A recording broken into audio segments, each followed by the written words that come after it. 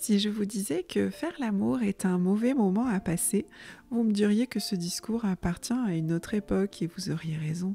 Mais l'enfantement, la naissance du bébé, qui demande les mêmes conditions que pour faire l'amour afin de se dérouler de façon fluide, devrait être vu, lui, comme un mauvais moment à passer ? Aujourd'hui, la naissance des humains ressemble dans l'inconscient collectif à quelque chose d'effrayant, devant être contrôlé, mesuré, surveillé. Un moment qui serait forcément désagréable à vivre. Est-ce vraiment cela que je constate dans mon métier ? Je me présente, je m'appelle Joanne, je suis doula, accompagnante non médicale à la naissance, et depuis plusieurs années, je suis témoin de la naissance de bébés, mais aussi témoin de la naissance de nouveaux parents. À chaque fois, j'ai pu me rendre compte de la transformation qui s'opère chez les parents. Et ce qui m'interpelle le plus, c'est le vécu des parents lors de cette expérience si unique. Et parfois, ce vécu n'est pas celui qu'on pourrait imaginer si on s'en tient uniquement à l'aspect technique du déroulé de la naissance. Pourquoi ? Écoutons-les. Bonjour Coralie. Bonjour. Merci d'être venue en compagnie de ton bébé qu'on ne veut pas voir, mais en tout cas, merci beaucoup à toutes les deux d'être venues et de venir témoigner de cette naissance. Avant toute chose, j'aimerais que tu nous indiques quelle est l'émotion, le mot que tu as choisi pour résumer ton ressenti à la naissance de ta deuxième fille. Eh ben, c'est la frustration. Ok. Voilà. Ouais. Même si après, ça a bien sûr évolué, mais ouais, la première émotion, c'est plutôt la frustration. Ouais. Ok. Donc maintenant, je vais te laisser te présenter ta petite famille, ce que tu as envie de dire, tout simplement. Eh bien, bonjour. Donc, je m'appelle Coralie, j'ai 36 ans, j'ai eu... Donc, 3 grossesses, 2 enfants. Et puis, du coup, la naissance de Tessie, c'est donc la deuxième naissance. Tessie a 5 mois aujourd'hui. Donc, j'ai un petit peu de recul sur les choses, mais c'est vrai que voilà, je suis passée par plein de petites émotions, donc je pense que c'est de ça dont on vient parler. Voilà. On peut déjà commencer peut-être par que tu nous racontes en fait ton inconscient par rapport à la naissance, enfin en tout cas les choses avec lesquelles tu as grandi par rapport à, au fait de l'accouchement, de la naissance. Ouais. Alors en fait, c'est vrai que moi j'ai une mère qui a eu des accouchements très difficiles et qui a beaucoup parlé de ces difficultés-là pendant toute mon enfance. Donc en fait, pour moi, c'était juste horrible de devoir accoucher. C'était un acte médical avant tout. C'était quelque chose qui faisait peur, qui faisait mal, qui était imprévu, qui était dangereux. Dangereux.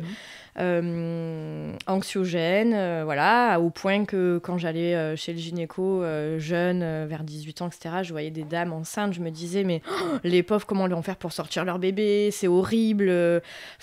J'étais angoissée pour elles, donc non, voilà, j'avais quand même une... T'as grandi avec ça. Ouais, une angoisse par rapport à ça assez importante. Et donc, du coup, quand tu deviens enceinte de ta première fille, qu'est-ce qui se passe ? La grossesse, tout ? Disons que j'ai essayé de faire tout bien comme on me disait. Donc, j'ai fait des cours de préparation à la naissance qui étaient très techniques, en fait, reliés à la clinique dans laquelle j'étais inscrite. Donc, c'était très technique. On nous expliquait la descente du bébé, les différentes étapes. Voilà, donc c'était vraiment lié à l'aspect technique des choses. Très médical, beaucoup de termes médicaux, Donc moi, j'ai beaucoup préparé par contre mon allaitement pendant ma grossesse parce que je voulais allaiter, etc. Et en fait, l'accouchement, je l'avais un petit peu... j'avais la pression de vivre cet instant-là, j'avais peur et par contre, j'étais pas du tout... j'ai pas fait le même chemin que pour ma deuxième. Ouais. Donc j'y suis vraiment allée en me disant, de toute façon, j'ai rien à préparer, on verra bien, c'est pas moi qui accouche en fait, c'est le corps médical qui m'accouche. Ouais. Donc on verra bien, voilà, on croise les doigts. Toi, tu as été la bonne élève qui va à l'école, qui apprend, C'est qui ça. fait tout ce qu'on lui demande. Et c'est comme ça que tu pensais, voilà, ça va bien se passer parce que je suis la bonne élève. Je vais C'est ça. comme faire tout ce qu'on bien, on me dit. Voilà. Et voilà, c'est ça. Et puis, on de va toute bien façon, m'accoucher, en fait. Voilà, c'est ça. Le Ouais. corps médical est là, ils savent faire et c'est eux qui vont le faire. C'est ça. Et avec mon compagnon, on était, voilà, pour nous, c'était pas à nous de faire tout ça, en fait. C'était au corps médical. Non, choupinette. Voilà. Donc, oui, voilà. J'étais dans cette optique-là. Ouais. Et donc, du coup, l'accouchement. Alors, l'accouchement de ma première, ça a été donc un accouchement très rapide. Alors, j'ai fait une prééclampsie, donc je suis arrivée le matin parce que j'avais un peu de sang et ils m'ont fait des analyses. Ils m'ont dit, on va vous garder, vous êtes en train de faire une prééclampsie. Donc, voilà. Bon, ça m'a pas plus stressée que ça parce que j'étais dans un état un petit peu second déjà, donc... Voilà, on devait me déclencher en fait le lendemain matin à 5h. Et puis, donc j'étais hospitalisée. Et 11h30, j'avais toujours pas de contraction. Dernier monito, on me dit bon, allez vous coucher, on vous revoit demain matin pour le déclenchement. Et en fait, je rentre dans la chambre et là, la poche des os se rompt. Et d'un coup franc, pour le coup, et les contractions, en fait, arrivent tout de suite et sont très, très douloureuses dès la première. Oui, après la perte des os, Voilà. en général, c'est un peu plus intense. Voilà. Donc là, ça a été très, très intense tout de suite. Donc, le temps que je fasse le couloir pour retourner, en fait, voir les sages-femmes, j'étais terrassée de douleur. C'était très, très dur. Est-ce que tu te sentais inquiète à ce moment-là que d'un coup... Ouais. Ah j'étais inquiète, je me suis dit, il faut que j'arrive à gérer ça. Et en même temps, je me sentais submergée par cette douleur sans savoir comment l'apprivoiser, comment faire. Alors, j'essayais de respirer, de me rappeler mes cours en préparation en piscine. Non, franchement, ça, c'était pas du tout efficace.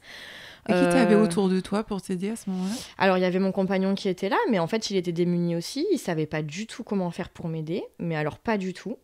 Lui, les cours de préparation en piscine, clairement, il pouvait pas y aller, il pouvait pas venir avec nous. Et puis, pour lui, voilà, c'était au corps médical de m'aider. Enfin, voilà, on savait pas du tout comment faire. On était un peu démunis. Et justement, du coup, le personnel médical, il t'aidait comment ? Il était présent comment ? Alors, le corps médical, la sage-femme qui m'a accueillie, donc m'a examinée, m'a dit là, votre col, il est pas changé pour l'instant. Vous restez dans cette salle pendant 3/4 d'heure, 1 heure. Il faut qu'on voie si c'est un faux ou un vrai travail. Donc, je suis restée dans cette salle toute seule avec mon compagnon. Et j'ai souffert. Voilà, donc ça a été très dur. Donc au début, j'essayais de le prendre à rigolade entre 2 contractions. J'essayais un peu de me décontracter, etc. Puis après, j'y arrivais plus du tout. La respiration marchait plus du tout. Enfin, plus rien ne marchait. Personne qui avait pu rester avec toi du côté médical pour t'aider. J'étais très surprise de ça. Je pensais, moi, dans mon fantasme, c'était la première fois que j'accouchais, je pensais qu'il y avait quelqu'un qui allait me coacher, qui allait me dire comment me mettre, comment respirer, comment gérer cette douleur. Et en fait, non, on était vraiment tout seul. J'ai été très surprise de cette solitude, en fait, à ce moment-là. Ouais. Et ça m'a beaucoup manqué. Et donc, du coup, l'accouchement a finalement est très intense, très rapide. Ouais, alors ça a été très rapide. Mon compagnon essayait tant bien que mal. Il me caressait un petit peu la cuisse. J'avais juste envie de lui dire « Mais arrête, c'est horrible !» Donc, voilà, il essayait tant bien que mal. Mais bon, il se sentait inutile. Et puis moi, je ne savais pas non plus comment faire. Je commençais à beaucoup trembler, etc. Et puis, au bout d'un moment, on me dit est-ce que vous voulez la péridurale ? J'ai dit oui, bien sûr. Dans l'état que j'étais, voilà. On te proposait rien s'il d'autre. vous plaît, c'est ça. tout de suite. Bien sûr. Voilà, donc du coup j'ai accepté. J'ai changé de salle, donc j'ai dû marcher dans cet état. Dans l'autre salle, c'était juste horrible. Voilà. J'arrive dans la salle, on m'installe, on me fait la péridurale et là, je suis soulagée. Donc j'étais, on va dire, plus rassurée. Mais toujours très traumatisée par la douleur que j'avais vécue. Franchement, c'était dur. Et la solitude, on peut dire ça ? Oui, et la solitude, exactement. Ouais, exactement. Et du coup, j'ai été... Il y a eu tout de suite, en fait, il y a eu branle-bas de combat parce qu'en fait, il y a eu 2 ralentissements qui ont été trop longs Du cœur du bébé. voilà, pour mon bébé.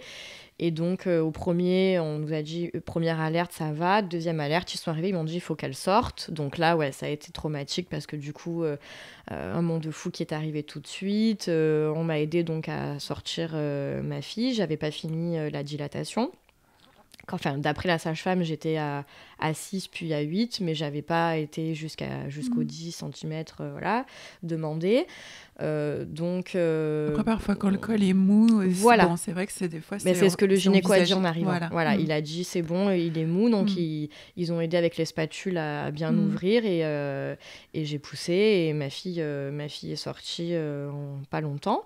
Elle était pas très très bien, donc c'est vrai que c'était un petit peu un moment stressant. Tu m'étonnes. Voilà, j'ai eu une épisio forcément. Voilà, donc les suites ont été douloureuses.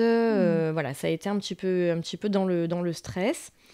Et il y a plein de choses que sur le coup on n'a pas compris, qu'on a compris qu'après à la deuxième grossesse, quand on s'est réinformé en fait sur certaines choses. La pré-éclampsie, j'avais pas compris que j'en avais fait une. Les ralentissements du cœur de notre enfant, on n'avait pas compris que c'était vraiment ça, en fait, le problème. La couleur d'un bébé, quand il sort, on savait pas quelle couleur c'était un bébé. Ça revient tellement souvent. Et en fait, voilà, ça a choqué mon compagnon qui m'en parle encore. Enfin voilà, c'était un accouchement en fait finalement qui était pas si évident que ça. Sur le coup, on pensait que voilà, ça allait, on allait bien. Mais en fait, quand on prend du recul, finalement, il y avait quand même des choses un peu compliquées. Voilà. Ouais. Est-ce que tu penses que le manque d'information est quand même lié beaucoup à tout ça, le manque d'information pendant la grossesse, en prénatal et pendant l'accouchement? Alors, Est-ce que tu penses que tu as reçu suffisamment d'informations techniques, on va dire que j'aurais pas eu besoin de plus parce que après on peut pas être prêt à tout, voilà.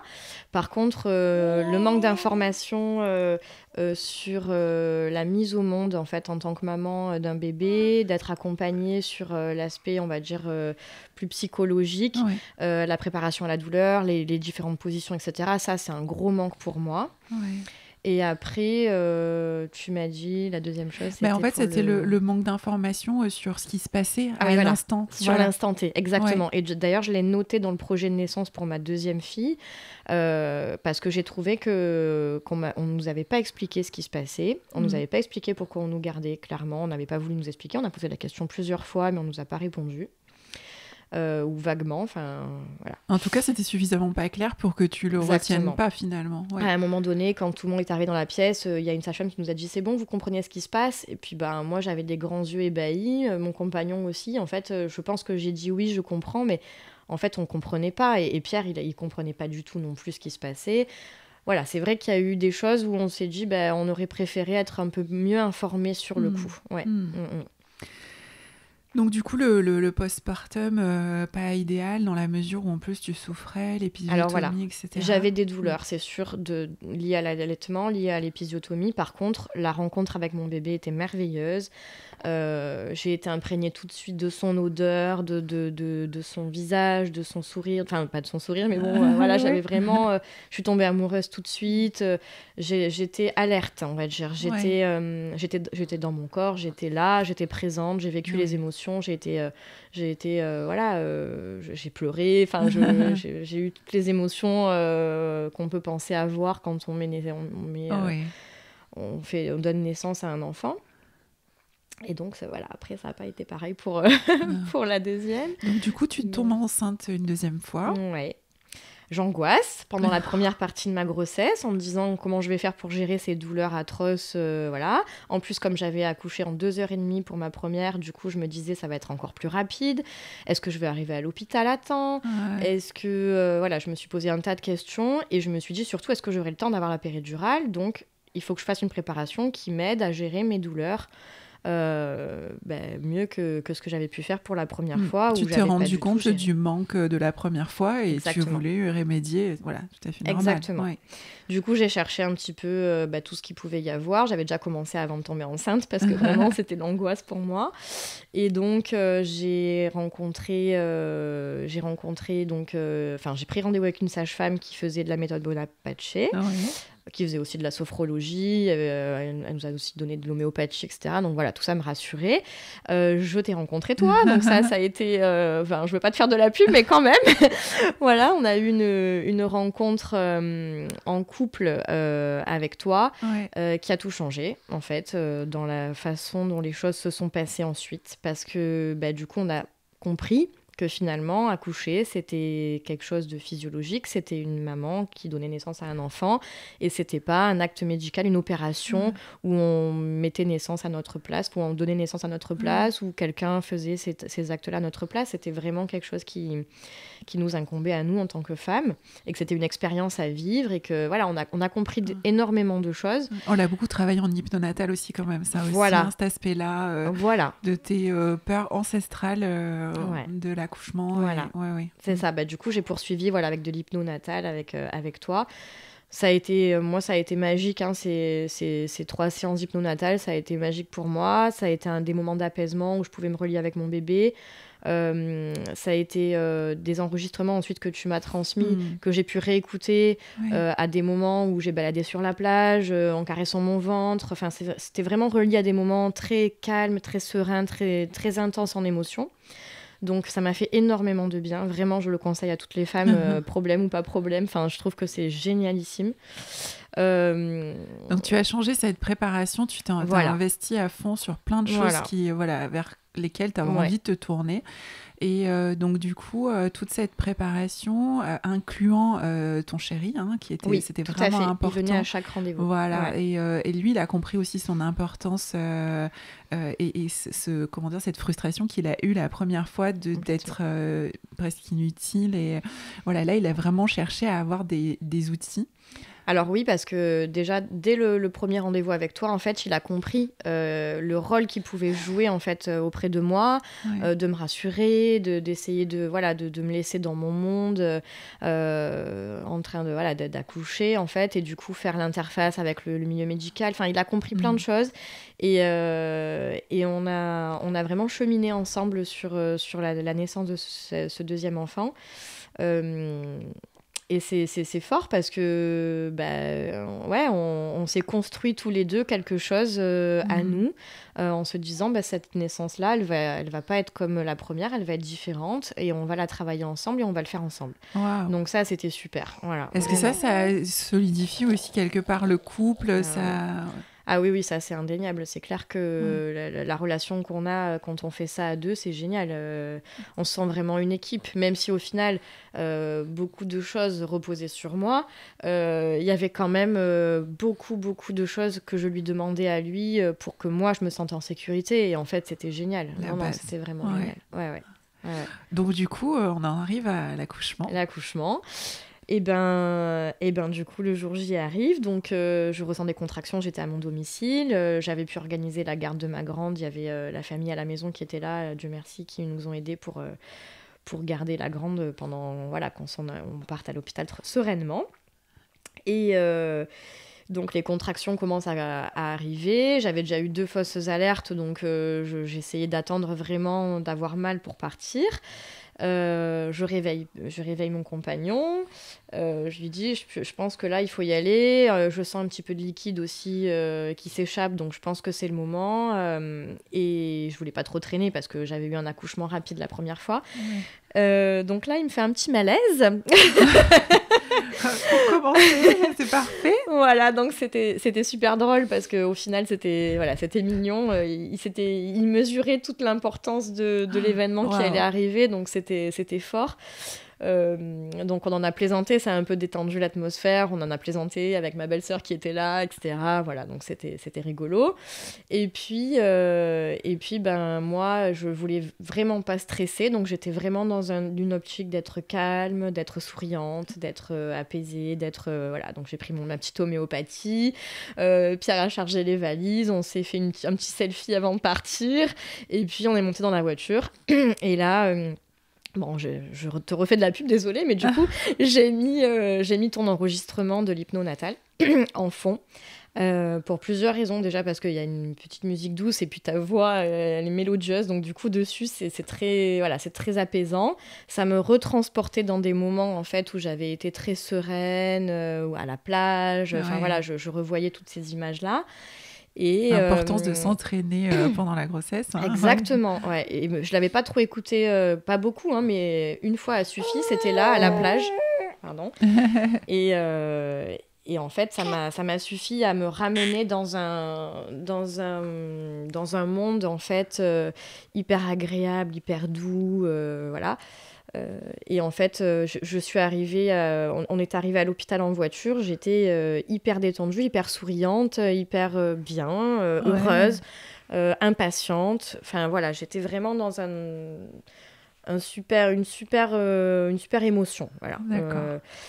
Malgré les douleurs qui s'intensifiaient quand même forcément, beaucoup. Voilà. C'est intense hein, quand même. Voilà, donc j'arrive devant l'hôpital, c'est vrai que j'avais du mal à marcher, je pense quand même au parc-mètre, donc j'étais encore pas trop partie, mais voilà, et puis on monte, je sentais que Pierre était un peu stressé, mais en même temps excité, voilà, de ce qu'on allait vivre, etc. On monte, donc on m'examine, on me dit que mon col a pas bougé, mais qu'effectivement le liquide donc commençait à s'écouler, donc dans tous les cas j'allais rester. Et du coup, donc, je demande d'aller en salle nature pour pouvoir gérer plus facilement les douleurs et à mettre en pratique tout ce qu'on avait appris entre les positions, entre la sophro, entre les points d'acupression Bonaparte, entre voilà, tout ce qu'on avait pu apprendre. Donc on peut aller en salle nature, je me mets sur le ballon, j'essaye de me posturer un maximum, enfin en tout cas de bouger, de me mobiliser un maximum. Entre chaque contraction, je m'étire le dos. Pierre m'aide beaucoup, fait les différents points d'acupression, me tient entre chaque contraction pour que j'essaye de me relâcher un peu, parce que sur le ballon, c'est compliqué, si on se relâche, on tombe. Donc voilà. Et puis... Donc vraiment, voilà, on est dans une atmosphère tous les deux, avec toujours ton enregistrement l'enfant qui nous a pas quittés, où vraiment on se sentait un peu... Enfin moi en tout cas, je me sentais un peu transportée, un peu portée par les événements. J'accueillais chaque contraction les unes après les autres. J'étais pas dans une angoisse de me dire encore combien, comme la première fois où ça avait été très angoissant. Là, tu les vivais, une après l'autre. Tranquillement finalement. J'avais mal, mais j'étais en pleine conscience et j'étais... je gérais complètement... Enfin, j'avais pas besoin d'aide. Tu souffrais pas. Voilà, c'est ça. Exactement. Exactement. Ouais. Et donc, lui était actif de fou, parce qu'il avait plein d'outils. Ah oui. Voilà, donc, il m'appuyait dans le bassin en bas. Voilà, il me disait comment me positionner au niveau des lianes. Moi, je pense qu'à un moment donné, j'ai fermé les yeux, ou alors je me rappelle plus, mais... j'ai plus d'images à un moment donné. Ouais, normal. Voilà. Mais j'étais dans mes sensations, en fait, et j'accompagnais mon bébé, je lui parlais, je lui disais que ça allait aller, j'espérais qu'il soufflait pas trop. Voilà. J'étais vraiment dans une optique... Enfin, ça se passait super bien. Voilà, et au niveau de la salle, en plus, tu avais, on rappelle, tu étais dans une salle physio, donc tu avais vraiment des suspensions, tu avais... Alors, après, c'était pas non plus foufou, mais il y avait des lianes. Par rapport à ce qu'on trouve partout. Ah ouais, parce qu'en fait, il y avait un ballon, il y avait des lianes qui me permettaient aussi de me mettre les lianes sous les bras pour me suspendre entre deux contractions, donc ça, c'était bien. Après, le reste, il y avait un lit. La piscine ? Alors, il y avait la piscine, mais comme moi, j'avais percé fissuré, il t'avait pas autorisé. Je pouvais pas. Et puis, de toute façon, je pense que je me serais pas sentie... D'accord, t'avais pas envie. Oui, je pense que je me serais pas sentie. Mais par contre, j'aurais plus senti quelque chose au sol. En fait, moi, ce qui me manque, c'est plutôt des... Je sais pas, peut-être un tapis un peu plus... Un futon, un matelas au sol. Quelque chose au sol, voilà. Ouais. Pas trop mou, mais pas trop dur non plus, quoi. Parce qu'on se sent un peu gros, quand même, dans ces moments-là. On est un peu lourd, on a un gros ventre, etc. Enfin, pour avoir du confort, c'est compliqué. De quoi être au sol, mais d'être confortable au niveau des genoux. Et... Ouais, bien sûr. Voilà. Moi, c'est ça qui m'aurait vraiment plu. Et puis, je me demande toujours pourquoi il n'y a pas une petite musique douce. Enfin, vraiment, je me dis, c'est rien à faire, mais ça change tout, en fait, d'avoir un fond musical avec la voix que tu avais toute douce sur les enregistrements d'Hypnomata. Je savais même pas ce que tu disais, mais ne serait-ce que de t'entendre et d'entendre cette musique derrière toi, déjà, ça me rappelait tout ce qu'on avait fait avant, mais en plus, ça apporte une sérénité. Oui, voilà. Mais toi, ça t'a apporté ça, cette sécurité d'être entouré, de te sentir dans un élément connu. Ça te ramenait à plein de choses. Voilà, à ce truc qu'on a fait ensemble, à ces balades que tu as fait. Voilà, tout ça, c'était important pour toi d'avoir ces éléments-là autour de toi. C'est ce qui a fait avec ton chéri, les suspensions que tu avais, la musique. En fait, tu t'es créé l'environnement dont tu avais besoin pour être en sécurité et du coup, ne pas passer dans la souffrance et rester dans l'intensité de l'accouchement sans basculer dans la souffrance. C'est ça. Donc, tu fais toutes ces contractions, tu gères tout bien, tu es vraiment au top. Et là, à un moment donné, donc là, bon, la sage-femme vient, m'examine et me dit « Ah ben oui, vous êtes à 3, est-ce que vous voulez la péridurale ?» Donc effectivement, moi, dans mon projet de naissance, j'avais demandé la péridurale parce que j'avais très très peur d'avoir mal. Donc forcément, pour moi, c'était important de l'avoir. Et donc, quand elle me le demande, sur le coup, je réponds pas tout de suite et je lui dis ok, mais je sais pas trop dans combien de temps je vais l'avoir si jamais je vous dis oui. Et elle me dit vous l'aurez dans 1 heure. Je dis oui alors. Si c'est dans 1 heure, oui, je la veux bien parce que comme je sais que j'accouche vite et que c'est assez intense après, je veux bien la péridurale. J'arrive, mon cœur. Et donc, elle repart, elle me dit ok, à tout à l'heure, vous gérez bien, je vous laisse, etc. Donc, elle s'en va. Et 40 minutes plus tard, elle revient. Alors, moi, là, j'étais carrément dans le noir. Enfin, j'ai plus d'image du tout de ce moment-là. J'étais dans mon élément. Dans ton monde. Ouais. Mais ça allait, hein. Oui. Et voilà. Et puis, elle me dit, 40 minutes plus tard, c'est bon, on est en place, vous pouvez venir. Alors là, je réalise qu'il faut que je me lève. Déjà, je pense que là, ça a été dur pour moi. Parce que je me suis dit, mais comment je vais faire pour marcher jusque là-bas ? Il faut te changer de salle. Voilà. Donc là, changement de salle. Je lui ai dit, je crois, j'arriverai pas à marcher jusqu'à là-bas. Elle m'a dit si, elle m'a tendu le bras. Et puis on est parti. Pierre, du coup, n'était plus connecté à moi parce qu'il prenait les affaires. On a arrêté à ce moment-là, du coup, l'enregistrement, je pense, même si je l'avais dans la tête pendant tout l'accouchement et l'après, etc. Mais je pense qu'il a ramassé toutes les affaires vite fait.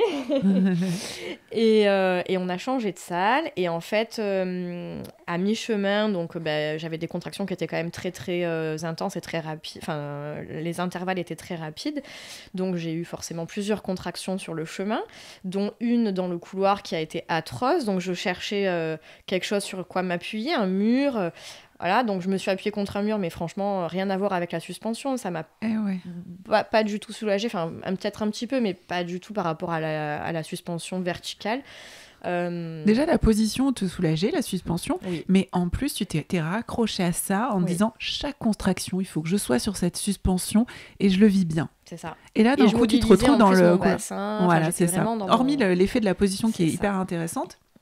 Tu avais aussi ce truc de te dire chaque contraction pour que vite il faut que j'ai ça comme un doudou, comme un vraiment il y avait cette idée là aussi, même si effectivement la position elle est favorable, exactement. Mais t'avais et d'un coup on te l'enlève. Ouais, c'est ça, on me dit il faut passer là-bas, donc je vis cette contraction horriblement mal dans le couloir. Je pense que j'ai un petit peu crié. et du coup j'arrive dans cette salle hyper allumée avec un lit à 2 mètres de haut. Et là, je me dis, je vais jamais pouvoir monter dessus. D'ailleurs, je le dis, je crois. Je pense que je l'ai dit à voix haute. Parce que je me rappelle que la sage-femme m'a répondu on est obligé de la mettre à cette hauteur pour l'anesthésiste. Oui, donc ce lit à 2 mètres de haut qui était là pour l'anesthésiste, pour son confort, m'a un petit peu énervée. Donc là, en fait, je pense que j'ai ressenti un peu de colère parce que je me suis dit quand même, c'est moi qui accouche, quoi. Pourquoi c'est pas pour moi, en fait, le mobilier dans cette pièce devrait être pour moi et devrait pas être pour l'anesthésiste. Alors après, je comprends tout à fait que pour faire un acte médical, il faut avoir les conditions réunies et qu'on peut pas faire n'importe quoi parce qu'on pique quand même à un endroit, voilà. Je suis OK avec ça, mais après, on peut peut-être trouver un entre-deux, quoi. Voilà, il y a quand même une mère qui est là, une future maman qui a mal et qui essaye de là, mettre donc du coup, tu es vraiment dans la colère, donc on est dans d'autres émotions, et tu mentalises, c'est-à-dire que là, tu me dis, je suis en train de réfléchir, du coup, je me dis, ouais, et machin, et pourquoi Donc, tu reviens un peu... Je suis sortie de mon... Ouais, de ta bulle. Ouais, de ma bulle, exactement. Je suis sortie de ma bulle, je suis en colère et j'ai peur. Et donc oui, j'ai peur aussi parce que en fait, je sens que je ne gère plus la douleur, je n'arrive plus à gérer la douleur, elle me submerge et j'ai plus ce qu'il me faut pour la gérer. Donc psychologiquement, je me dis, je vais pas tenir là. Là, c'est trop intense et j'ai pas ce qu'il me faut. T'as basculé. Voilà. Et en fait, ce qu'il me fallait, c'était de me suspendre. Donc en fait, j'appelais Pierre, qui était bûcheur avec les affaires, à pas savoir où se mettre. Il y avait pas d'endroit forcément pour lui, donc voilà. Et à un moment donné, donc je lui ai dit Pierre, viens vite. Et j'étais montée sur lui, j'avais réussi, mais je sais pas comment j'ai fait. Et puis je me suis suspendue à son cou. Et du coup, je suis redescendue du lit. Je pouvais pas gérer autrement ma douleur que comme ça. Je suis redescendue du lit en étant suspendue à son cou et j'ai eu la contraction de ma vie. C'est-à-dire que je me suis dit, mais là, en fait, si elle ne sort pas, elle ne sort plus. C'est-à-dire que j'ai senti pousser, j'ai tout senti. Voilà, je me suis dit, ça y est, j'accouche, quoi. Ouais. Et donc, je dis à la sage-femme, à l'anesthésiste, je crois que bébé est là. Et donc, là, bon, moi, je vois pas ce qui se passe. Mon compagnon m'a raconté ensuite qu'elle a vite mis les gants et qu'elle a dit, me faites pas ça. Donc, je pense qu'elles se sont vite dépêchées parce que j'ai trouvé que c'était très, très long, en fait. Hein. La mise en place de l'anesthésiste, j'ai trouvé que c'était très, très long par rapport à la première où ça avait été très rapide. Là, j'avais l'impression qu'il y avait plein de choses à faire, que c'était long, fallait attendre.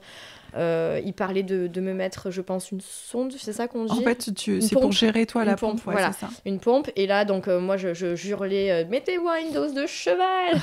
J'avais super mal, je gérais plus du tout. Je sentais que mes cris passaient dans l'aigu, alors que voilà, c'était pas du tout ce que je voulais. Voilà, je sentais que ça n'allait pas. T'avais perdu le contrôle total. Oui, j'avais perdu. Et puis, j'étais dans un état où il fallait me soulager, quoi. Voilà, oui. Voilà. Et donc je les ai suppliés de me mettre rapidement la péri et de me mettre une grosse dose. Donc c'est ce qu'ils ont fait. Ils sont venus, ils m'ont mis la dose qu'ils devaient me mettre. Hein. Et ben voilà. Et du coup, j'étais dans un état, on va dire, très, très rythmé. Il y avait beaucoup de cadence, il y avait beaucoup de... Et puis là, tout s'arrête. Au niveau des contractions ? Au niveau des contractions, mais aussi tout s'arrête tout court, en fait. Tout s'arrête dans mon corps, dans mon état émotionnel. J'ai l'impression d'être restée bloquée, en fait, sur cet état-là émotionnel. Ouais. Et en fait, j'étais un peu à côté de mes pompes. Je savais plus trop... je savais plus trop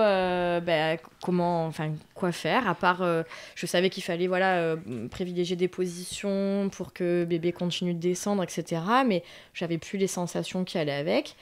J'étais soulagée d'avoir une péridurale, de plus souffrir, mais je me sentais complètement à côté de mes pompes. Voilà. Alors que jusqu'à présent, en fait, t'étais dominée complètement par ton cerveau primitif en mode je vis le truc, t'es à 100% dans ton expérience d'accouchement. Du coup, tu vivais ça vraiment de façon intense et tu te laissais porter en fait par ce que tu vivais dans ton corps, tout simplement. Hein, tu laissais ton corps faire. Et donc, tu t'étais laissé porter par lui et ton bébé. Et là, d'un coup, et tu ressens plus rien dans ce que tu dois faire, dans ce que ton corps t'informe, puisqu'en fait, ton corps, on lui a demandé de se taire. C'est ça. En fait, j'ai été très surprise parce qu'il y avait une partie de moi qui était soulagée d'être soulagée. Ouais. Et puis, il y avait une autre partie de moi qui me disait, mais en fait, il y a quelque chose de pas normal parce que, on avait fait nuit blanche avec mon compagnon. Et du coup, je somnolais, je piquais du nez. Et je me disais, mais c'est anormal de piquer du nez. T'es en train d'accoucher, en fait. Tu peux pas piquer du nez en accouchant, c'est pas possible. Et pour moi, il y avait quelque chose de l'ordre du pas logique. C'était pas normal ce que je vivais.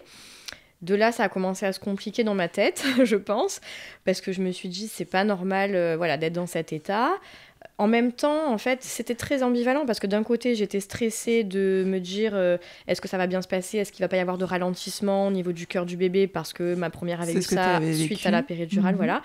Et du coup, à tout moment, il risque d'arriver et que ce soit la panique. Le truc de me dire, mais en fait, je suis fatiguée, je vais piquer du nez, j'ai sommeil, quoi. Et en fait, je me disais, c'est pas normal de ressentir ces deux trucs-là. À tout moment, bébé, il est censé arriver, mais du coup, moi, j'ai l'impression de pas être capable d'accoucher là tout de suite maintenant ou de l'accueillir maintenant. J'ai juste envie de dormir, en fait. Voilà, donc j'étais dans un état totalement un peu... ambivalent, en fait. Exactement.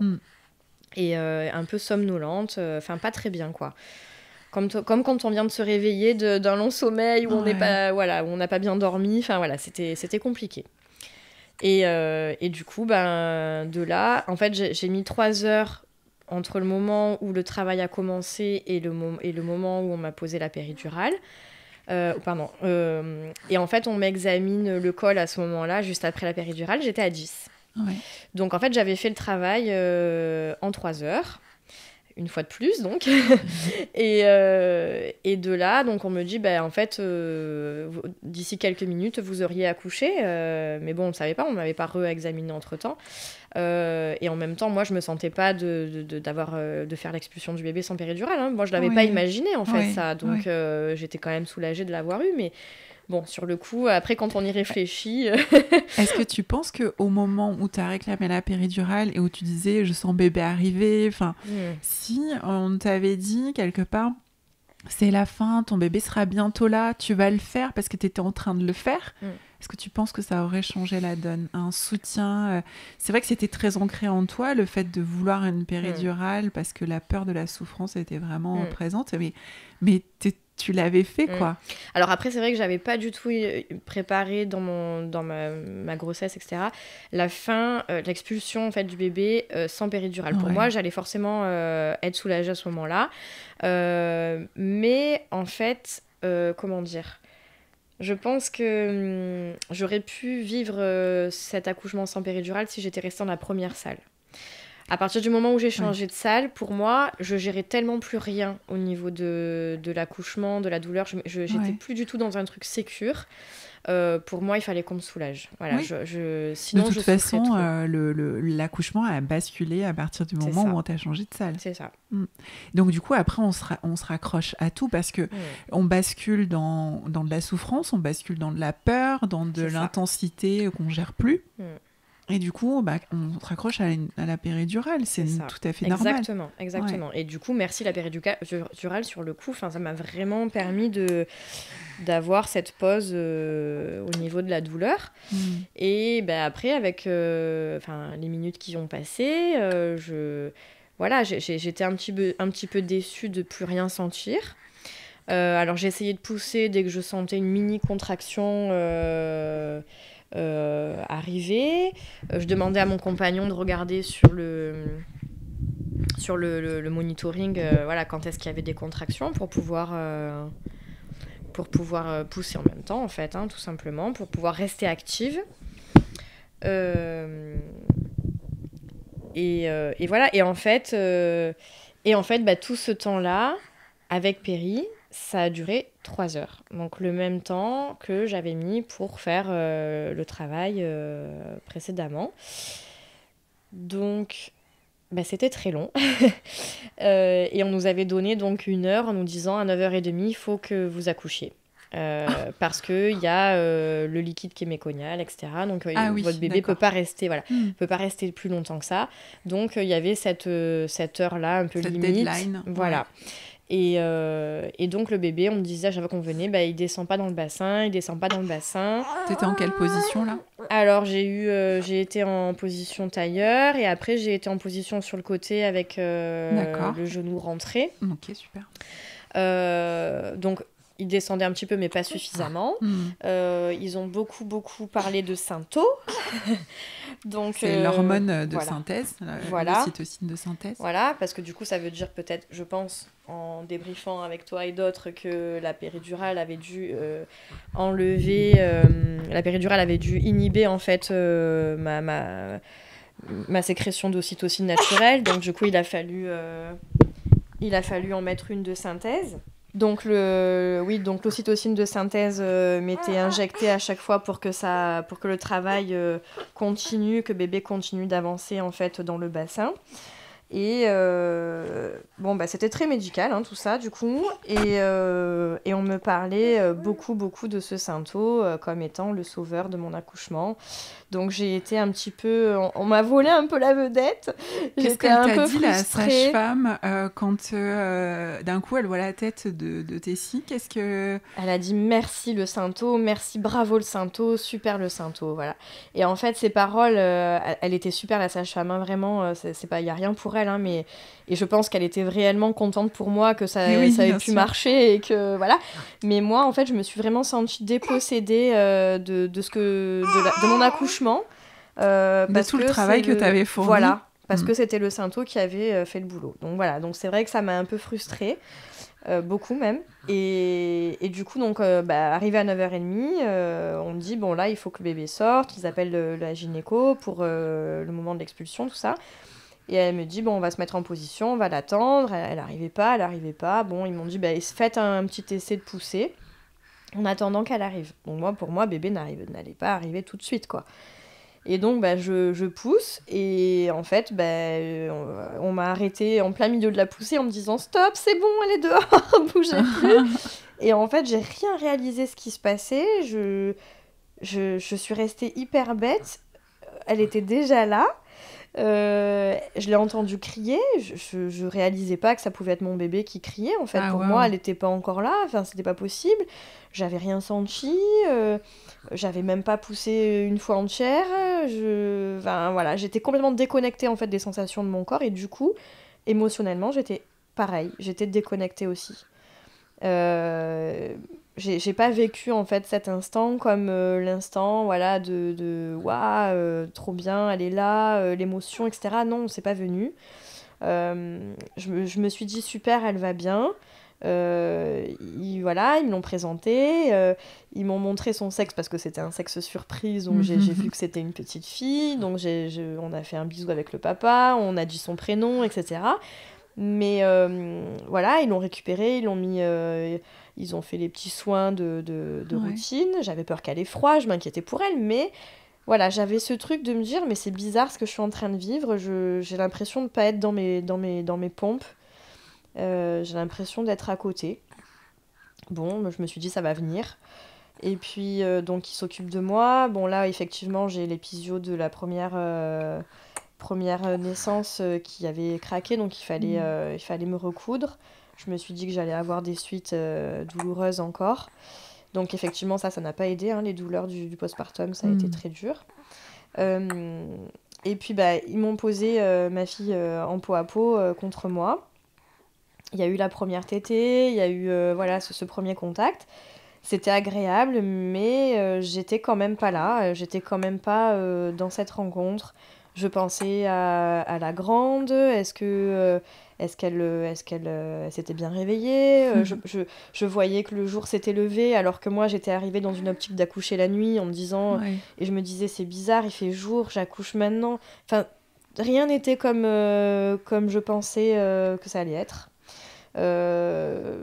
Voilà, j'avais l'impression que c'était pas mon histoire que j'étais en train de vivre. Enfin, un peu comme quelqu'un qui est drogué, je pense. Enfin, c'était un petit peu ça. T'étais pas vraiment là, t'es un petit peu en dehors de...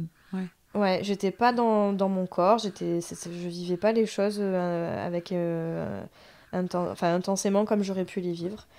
Je pensais à l'annonce après, à qui fallait le dire en premier, qui fallait appeler, les textos que j'allais envoyer, comment on allait l'annoncer à l'aîné. Enfin, voilà, je pensais à tout ça, mais j'étais pas dans cet instant-là. Les premiers regards avec ma fille m'ont beaucoup impressionnée. J'arrivais pas à soutenir son regard.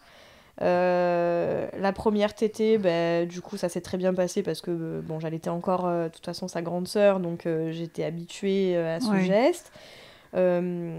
Voilà, j'étais bien avec ma fille, mais j'ai trouvé ça long, en fait, la salle d'accouchement où on nous a laissé en peau à peau, ou ensuite...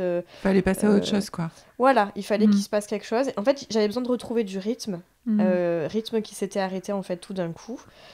Et en fait, je l'ai pas retrouvé parce que tout était calme, tout comme il faut, hein, mais voilà, moi j'étais pas là en fait, j'étais dans un autre.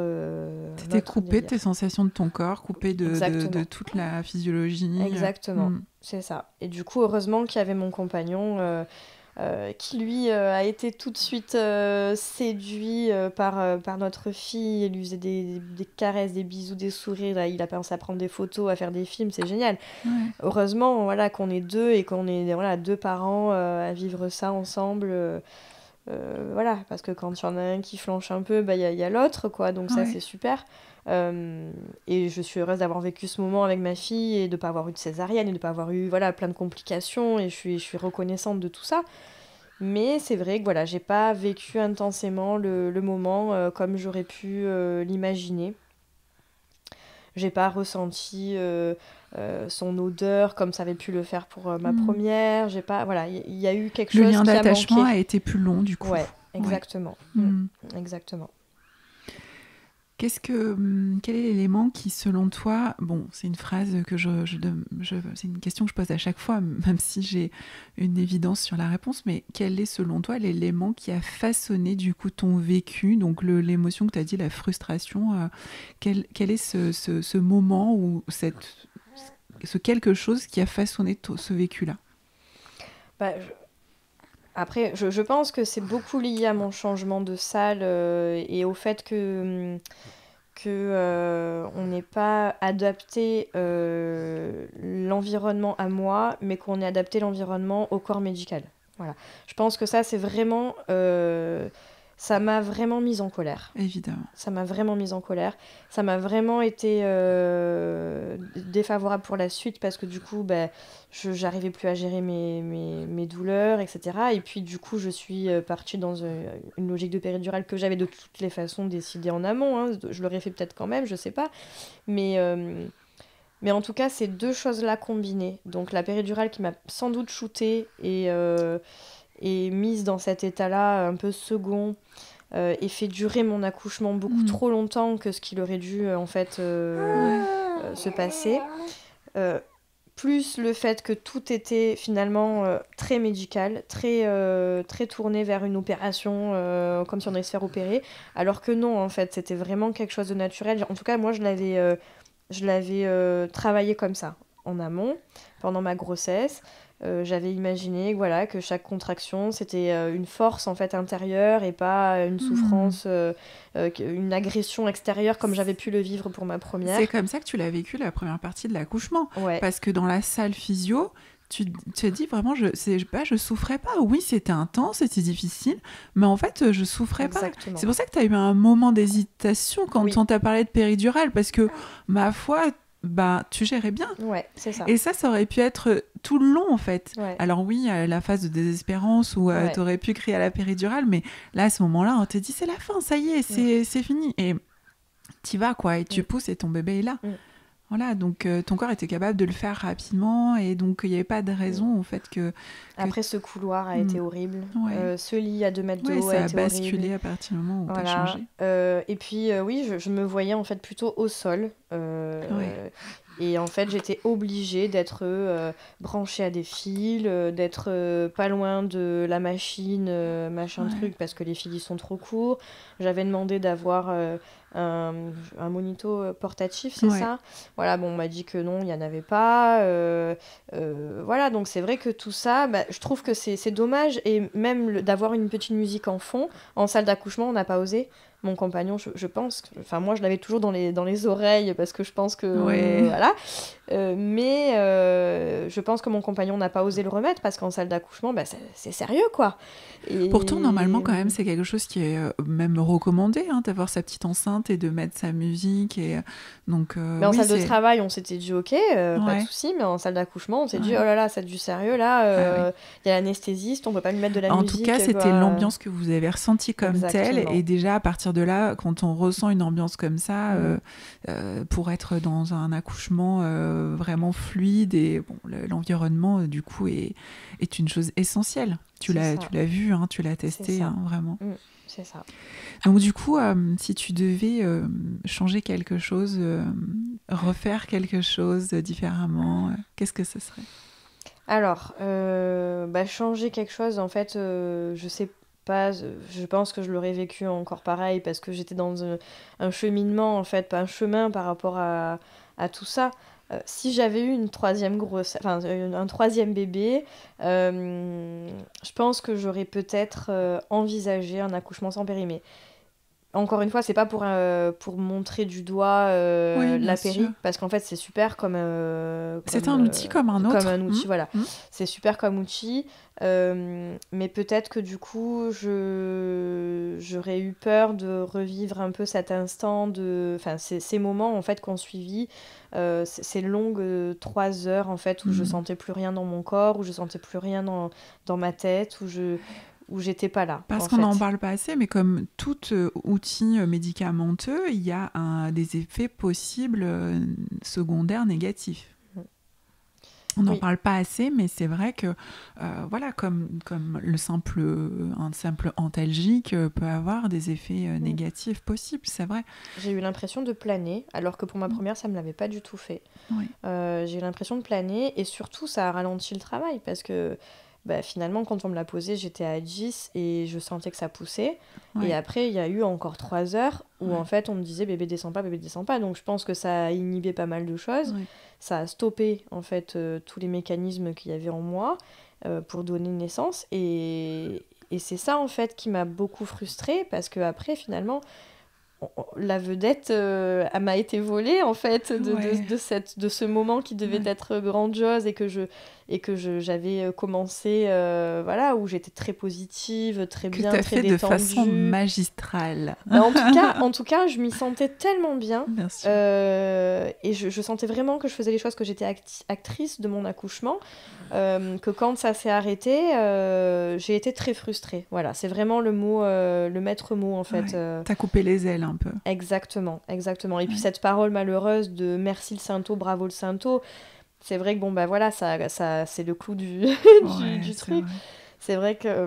on n'est pas parfait et des fois on dit des choses... en plus Pusher, elle a dit ça, je pense, avec bienveillance, en me voulant me rassurer, en me disant que ça allait, et que ça avait fonctionné. Mais c'est vrai que du coup, moi, ça a résonné comme tu n'as pas réussi à le faire, c'est pas toi qui l'as fait. D'ailleurs, ensuite, on a fait une autre séance d'hypnonatal ensemble. Oui, post-accouchement. Voilà, et tu m'as dit quelque chose que j'avais pas réalisé. Tu m'as dit, mais en fait, c'est toi qui as poussé ton enfant, c'est toi qui as donné naissance à ton enfant, on t'a pas aidé, on n'est pas venu le chercher, on n'a pas pris d'instruments, excuse-moi, mis des bâtons dans les roues. Oui, voilà. Mais en fait, j'avais pas réalisé, parce que pour moi, à partir du moment où j'ai eu la péri, mon corps ne m'appartenait plus, je n'ai plus rien fait. Pour moi, c'était pas moi en fait qui l'avais mise au monde. On me l'avait... Déjà, elle est arrivée à un moment où je m'attendais pas du tout à ce qu'elle sorte à ce moment-là, parce qu'il n'y avait ni la gynéco, ni... je venais juste de faire ma première poussée. C'était vraiment très, très rapide. Et en plus, je sentais pas. Donc, pour moi, c'était pas moi qui l'avais fait. Donc, le fait d'en avoir discuté avec toi et d'avoir fait cette séance avec toi, j'ai vraiment réalisé finalement que c'est moi qui avait donné la vie à ma fille, qui avait donné naissance à ma fille. Donc, voilà. Donc, ça m'a aidée. C'est une certitude. Hein. La majeure partie du travail, c'est toi qui l'as faite. Il y a que, avec tout ton vécu, avec la façon dont tu as grandi, toutes ces années incrustées en toi de oui, l'accouchement c'est dangereux et il faut pas souffrir et que ça fait horriblement mal. Et donc, il restait une part de toi qui voulait à tout prix cette péridurale malgré tout le chemin que tu avais fait. Et tu en étais capable. Il t'a manqué peut-être des petites choses de soutien, de pas venir briser ce phénomène qui est à la fois si fort, si intense, mais qui peut être très fragilisé par une intervention, si minime soit-il, vraiment peut être fragilisé et basculé, et tu en es l'exemple vraiment typique. Donc c'est les 3/4 quand même, voilà, même plus que ça, c'est vraiment toi qui as fait tout le travail et qui a au final donné naissance, ça c'est une certitude. Voilà, donc moi je tenais à te remercier pour ton témoignage parce qu'il est très fort dans la compréhension de l'intervention qu'on peut faire, la moindre petite chose que l'on peut faire en étant présent à un accouchement. C'est vraiment d'en prendre conscience qu'on peut vraiment faire basculer le tout et du coup le vécu et le lien d'attachement et le postpartum et tout ça, vraiment ça peut être impacté. Ben merci à toi de le mettre en lumière. C'est important. Merci beaucoup Coralie. Voilà pour aujourd'hui. Si vous avez aimé ce podcast, vous pouvez laisser un avis, vous abonner, partager bien sûr cet épisode afin qu'il serve à un plus grand nombre de personnes. Je vous dis à bientôt ici ou sur Instagram et YouTube via La Chouette Porteuse où vous trouverez aussi la version vidéo des podcasts. À très vite.